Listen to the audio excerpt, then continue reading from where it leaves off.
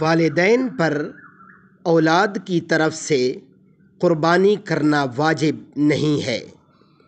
مثلاً کسی کی اولاد میں 10 افراد ہیں اور سب ایک ساتھ رہتے ہیں، باپ کی زندگی میں صرف باپ پر قربانی واجب ہوگی، یعنی اپنے نام سے قربانی کرے گا، اولاد کے نام سے نہیں۔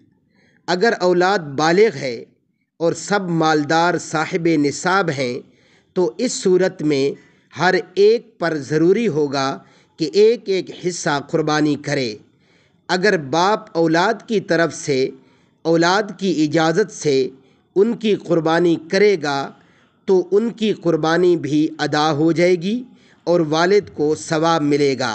البتہ اگر باپ نہیں کرے گا تو ہر ایک پر لازم ہوگا کہ ایک ایک حصہ قربانی کرے، ورنہ سب گناہ گار ہوں گے۔ اگر اولاد نابالغ ہے تو ان پر قربانی واجب نہیں ہے۔